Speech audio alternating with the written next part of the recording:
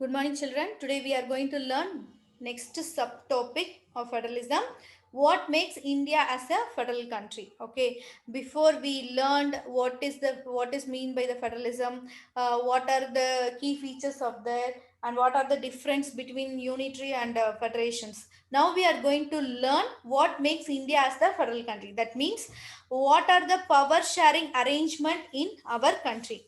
Let us begin with the constitution. We know very well of that India has emerged as independent nation after painful and bloody partitions. Soon after the independence, several principally stated become a part of the country. The constitution declared India as a union state.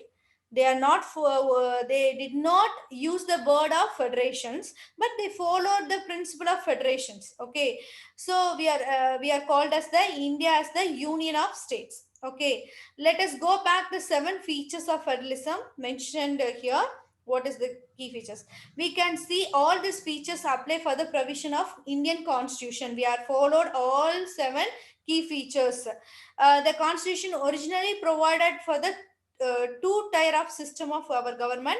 The union government are what we call central government, representing the union of India, and state government. Later the third tier of federalism were added for the panchayat and municipality.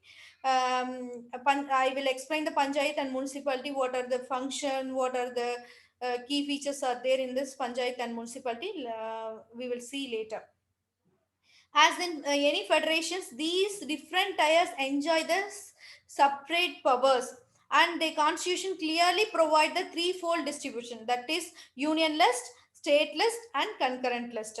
So union list means it is contain 97 subject like defense, foreign, the foreign affairs, railway, post, telegraphy, foreign trade, etc. It will come.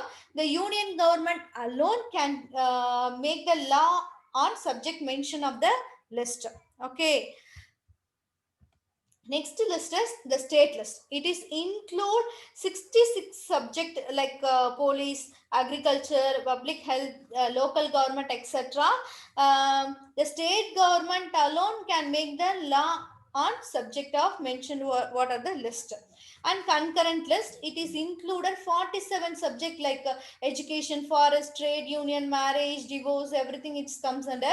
And both union government as well as state government can make the law on the subject mention of the list. What are the subject they are given, both also have power to make a law. If in case of any conflict, the law made by the union government will consider. Okay, children.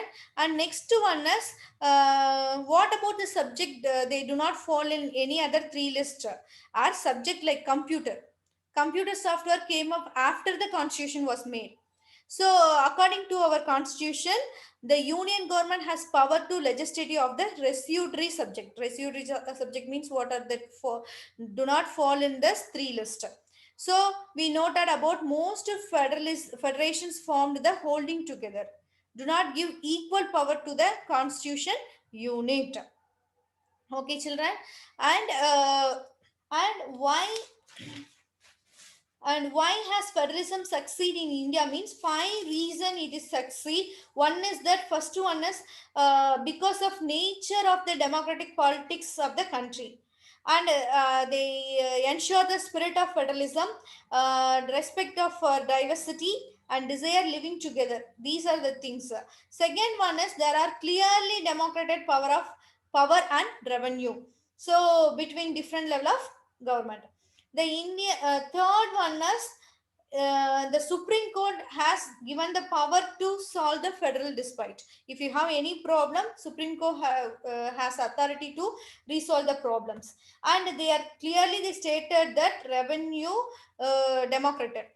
Okay, so and there is a mutual trust and agreement between the government of the different level. These are the reason India has succeed of the federalism. Okay, children. So now we are going to learn the question answer. Now we are going to learn the question answer, children.